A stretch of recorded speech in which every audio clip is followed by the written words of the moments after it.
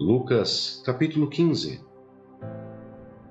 A parábola da ovelha perdida. Todos os publicanos e pecadores estavam se reunindo para ouvi-lo, mas os fariseus e os mestres da lei o criticavam.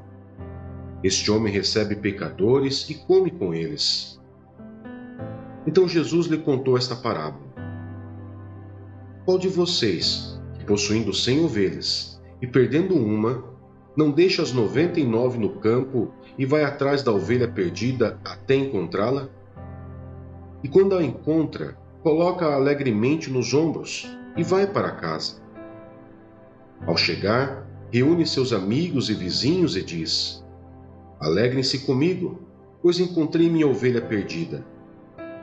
Eu lhes digo que, da mesma forma, haverá mais alegria no céu por um pecador que se arrepende do que por 99 justos que não precisam arrepender-se. A parábola da moeda perdida.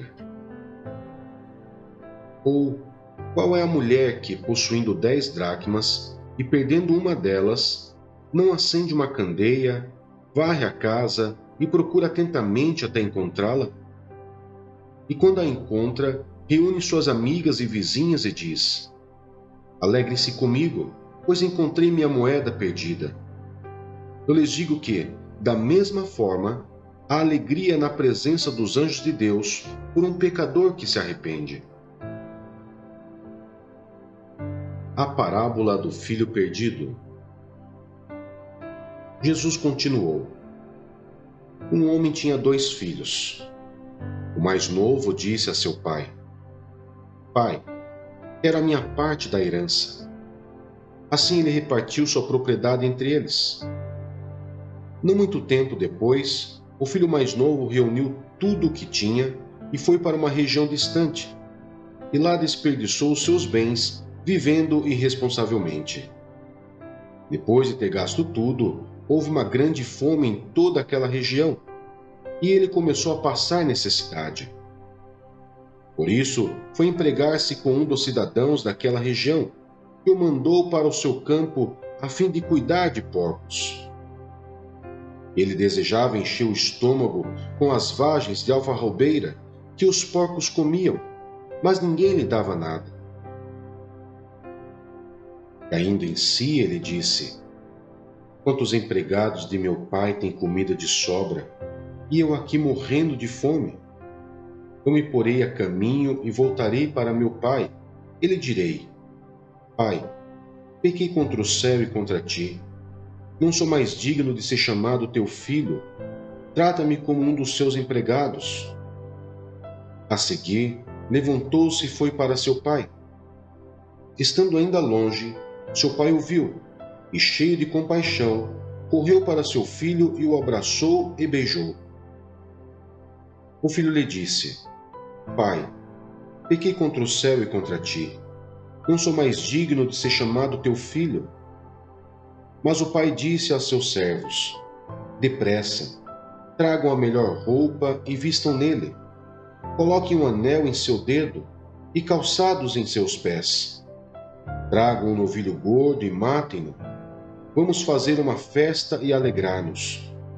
Pois este meu filho estava morto e voltou à vida. Estava perdido e foi achado.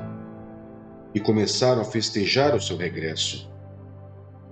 Enquanto isso, o filho mais velho estava no campo. Quando se aproximou da casa, ouviu a música e a dança. Então chamou um dos servos e perguntou-lhe o que estava acontecendo. Este lhe respondeu: Seu irmão voltou, e seu pai matou o novilho gordo, porque o recebeu de volta são e salvo. O filho mais velho encheu-se de ira e não quis entrar.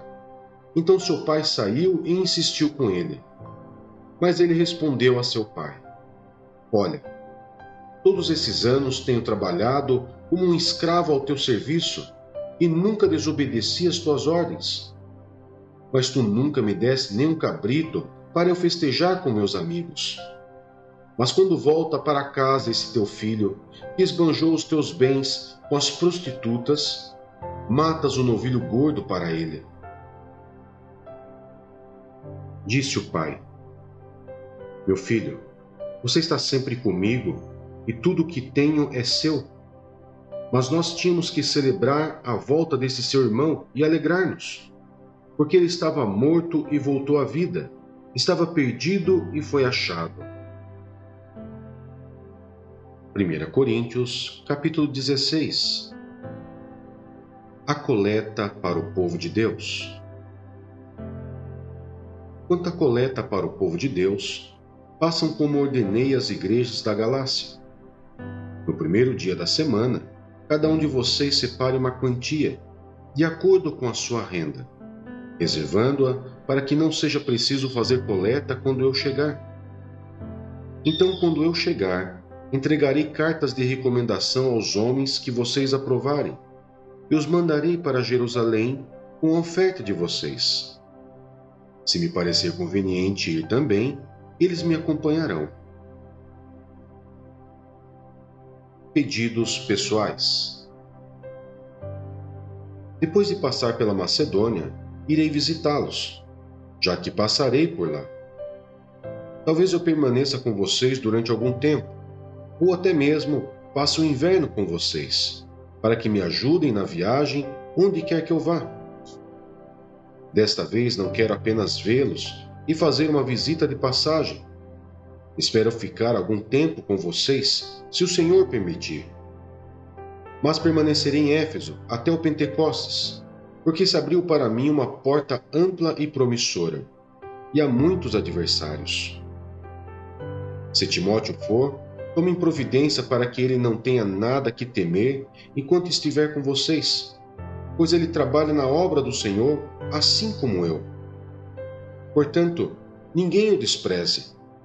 Ajudem-no a prosseguir viagem em paz, para que ele possa voltar a mim. Eu o estou esperando com os irmãos. Quanto ao irmão Apolo, insisti que fosse com os irmãos visitar vocês. Ele não quis de modo nenhum ir agora, mas irá quando tiver boa oportunidade. Estejam vigilantes, mantenham-se firmes na fé, sejam homens de coragem, sejam fortes, façam tudo com amor. Vocês sabem que os da casa de Estéfanas foram o primeiro fruto de Acaia e que eles têm se dedicado ao serviço dos santos. Recomendo-lhes, irmãos, que se submetam a pessoas como eles e a todos os que cooperam e trabalham conosco. Alegrei-me com a vinda de Estéfanas, Fortunato e Acaico, porque eles supriram o que estava faltando da parte de vocês. Eles trouxeram alívio ao meu espírito e ao de vocês também. Valorizem homens como estes. Saudações finais. As igrejas da província da Ásia enviam-lhe saudações. Áquila e Priscila os saudam afetuosamente no Senhor, e também a igreja que se reúne na casa deles.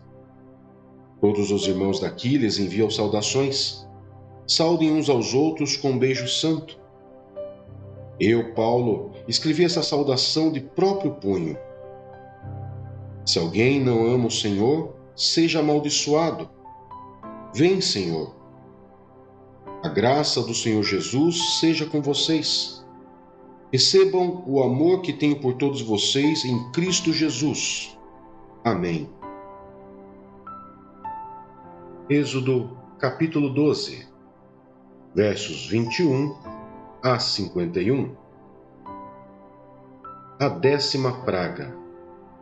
A morte dos primogênitos. Então Moisés convocou todas as autoridades de Israel e lhes disse: Escolham um cordeiro ou um cabrito para cada família. Sacrifiquem-no para celebrar a Páscoa. Molhe um feixe de sopo no sangue que estiver na bacia e passe o sangue na viga superior e nas laterais das portas. Nenhum de vocês poderá sair de casa até o amanhecer.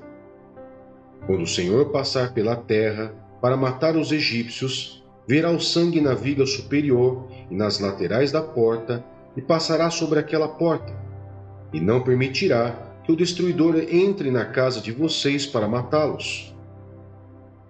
Obedeçam a estas instruções como decreto perpétuo para vocês e para os seus descendentes. Quando entrarem na casa em que o Senhor prometeu lhes dar, celebrem essa cerimônia. Quando os seus filhos lhe perguntarem o que significa esta cerimônia, respondam-lhes: é o sacrifício da Páscoa ao Senhor, que passou sobre as casas dos israelitas no Egito e poupou nossas casas quando matou os egípcios. Então o povo curvou-se em adoração. Depois os israelitas se retiraram e fizeram conforme o Senhor tinha ordenado a Moisés e a Arão. Então, à meia-noite, o Senhor matou todos os primogênitos do Egito, desde o filho mais velho do faraó, herdeiro do trono, até o filho mais velho do prisioneiro, que estava no calabouço, e também todas as primeiras crias do gado.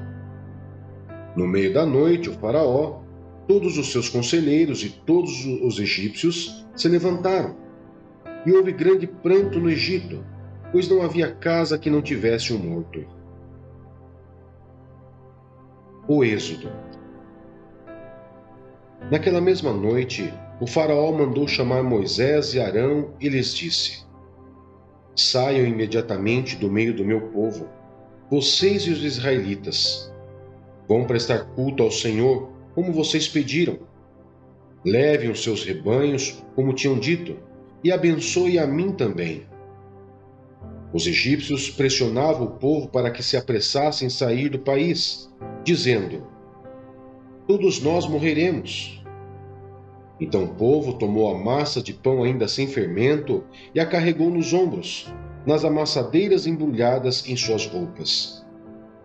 Os israelitas obedeceram à ordem de Moisés e pediram aos egípcios objetos de prata e de ouro, bem como roupas.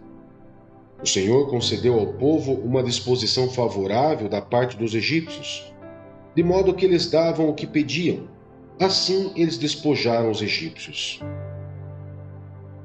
Os israelitas foram de Ramassés até Sucote. Havia cerca de 600.000 homens a pé, além de mulheres e crianças. Grande multidão de estrangeiros de todo tipo seguiu com eles, além de grandes rebanhos, tanto de bois como de ovelhas e cabras. Com a massa que haviam trazido do Egito, fizeram pães sem fermento. A massa não tinha fermentado, pois eles foram expulsos do Egito e não tiveram tempo de preparar a comida. Ora, o período que os israelitas viveram no Egito foi de 430 anos. No dia em que se completaram os 430 anos, todos os exércitos do Senhor saíram do Egito. Assim como o Senhor passou em vigília aquela noite para tirar do Egito os israelitas, estes também devem passar em vigília essa mesma noite, para honrar o Senhor por todas as suas gerações. As leis sobre a participação na Páscoa. Disse o Senhor a Moisés e Arão: estas são as leis da Páscoa.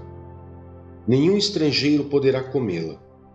O escravo comprado poderá comer da Páscoa, depois de circuncidado, mas o residente temporário e o trabalhador contratado dela não comerão. Vocês a comerão numa só casa. Não leve nenhum pedaço de carne para fora da casa, nem quebre nenhum dos ossos. Toda a comunidade de Israel terá que celebrar a Páscoa. Qualquer estrangeiro residente entre vocês que quiser celebrar a Páscoa do Senhor, terá que circuncidar todos os do sexo masculino da sua família. Então poderá participar como natural da terra. Nenhum incircunciso poderá participar. A mesma lei se aplicará ao natural da terra e ao estrangeiro residente. Todos os israelitas fizeram como o Senhor tinha ordenado a Moisés e Arão. No mesmo dia o Senhor tirou os israelitas do Egito, organizados segundo as suas divisões. Jó, capítulo 30. Mas agora eles zombam de mim, homens mais jovens que eu, homens cujos pais eu teria rejeitado, não lhes permitindo sequer estar com os cães de guarda do rebanho.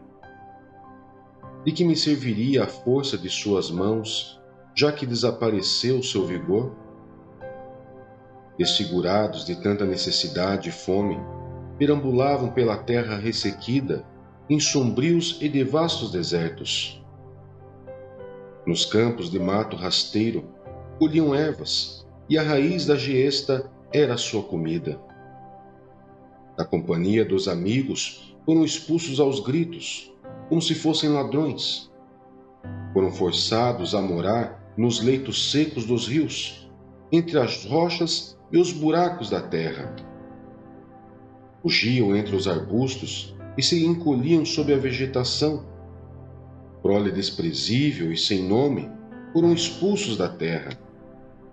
E agora os filhos deles zombam de mim. Com as suas canções, tornei-me um provérbio entre eles. Eles me detestam e se mantêm à distância. Não hesitam em cuspir em meu rosto. Agora que Deus afrouxou a corda do meu arco e me afligiu, eles ficam sem freios na minha presença. À direita, os embrutecidos me atacam, preparam armadilhas para os meus pés e constroem rampas de cerco contra mim. Destroem o meu caminho, conseguem destruir-me sem a ajuda de ninguém. Avançam como através de uma grande brecha, arrojam-se entre as ruínas. Pavores apoderam-se de mim, a minha dignidade é levada como pelo vento. Minha segurança se desfaz como a nuvem. E agora esvai-se a minha vida, estou preso a dias de sofrimento. A noite penetra os meus ossos, minhas dores me corroem sem cessar. Em seu grande poder, Deus é como a minha roupa, ele me envolve como a gola da minha veste. Lança-me na lama e sou reduzido a pó e cinza. Clamo a ti, ó Deus, mas não me respondes. Fico em pé, mas apenas olhas para mim. Contra mim te voltas com dureza e me atacas com a força de tua mão. Tu me apanhas e me levas contra o vento, e me jogas de um lado a outro na tempestade. Sei que me farás descer até a morte, ao lugar destinado a todos os viventes. A verdade é que ninguém dá a mão ao homem arruinado, quando este, em sua aflição, grita por socorro. Não é certo que chorei por causa dos que passavam dificuldades? E que a minha alma se entristeceu por causa dos pobres? Mesmo assim, quando eu esperava o bem, veio o mal. Quando eu procurava a luz, vieram trevas. Nunca para a agitação dentro de mim. Dias de sofrimento me confrontam. Perambulo escurecido, mas não pelo sol. Levanto-me na assembleia e clamo por ajuda. Tornei-me irmão dos chacais, companheiro das corujas. Minha pele escurece e cai, meu corpo queima de febre. Minha harpa está afinada para cantos fúnebres, e minha flauta para o som de pranto.